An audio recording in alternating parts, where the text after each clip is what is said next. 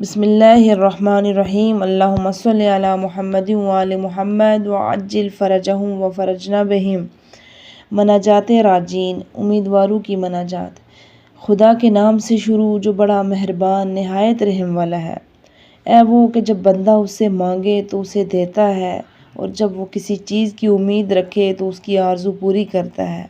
جب وہ اس کی طرف بڑھے تو اسے قریب کر لیتا ہے، جب وہ کھلم کھلا نافرمانی کرے تو اس کے گناہ پر پردہ ڈال دیتا ہے اور وہ چھپا لیتا ہے، جب وہ اس پر بھروسہ کرے تو اس کی ضرورت پوری کرتا ہے۔ میرے معبود، کون ہے جو تیری بارگاہ میں مہمانی کا طالب ہو تو اس کی مہمانی نہ کرے؟ کون ہے جو بخشش کی آس لے کر تیرے دروازے پر آئے تو اس پر احسان نہ کرے؟ کیا یہ مناسب ہے کہ میں تیرے دروازے سے مایوسی کے ساتھ پلٹ جاؤں، جبکہ میں تیرے سوا کوئی مولا نہیں پاتا جو احسان و کرم کرنے والا ہو؟ پھر کیوں تیرے سوا کسی سے امید رکھوں، جبکہ ہر بلائی تیرے ہاتھ میں ہے؟ اور کیوں تیرے سوا کسی سے آرزو کروں، جبکہ تو ہی خالق امر کا مالک ہے؟ آیا تجھ سے امید توڑ لوں، جبکہ تو مجھے بن مانگے ہی اپنے کرم سے ہر چیز عطا فرما دیتا ہے؟ تو کیا تو مجھ جیسے شخص کو کسی کا محتاج کرے گا، جبکہ میں تیرا دامن پکڑے ہوئے ہوں؟ وہ جس نے اپنی رحمت سے قصد کرنے والوں کو بھلائی عطا کی ہو، اور جو معافی مانگنے والوں کو اپنے انتقام سے تنگی نہیں دیتا۔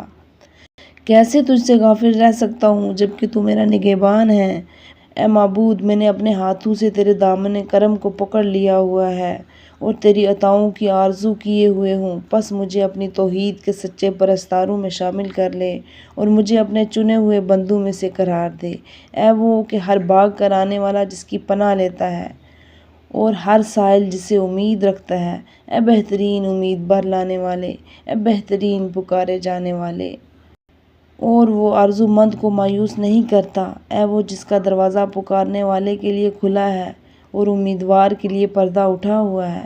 میں بے واسطہ تیرے کرم کے سوال کرتا ہوں، مجھ پر اپنی عطا سے ایسا احسان فرما جس سے میری آنکھیں ٹھنڈی ہو جائیں، ایسی امید دے دے جس سے میرے دل کو چین آ جائے، ایسا یقین عطا کر کہ جس سے دنیا کی مصیبتیں میرے لیے ہلکی ہو جائیں اور میری سمجھ بوجھ پر سے نادانی کے پردے دور ہو جائیں، تیری رحمت کے واسطے سے، اے سب سے زیادہ رحم کرنے والے۔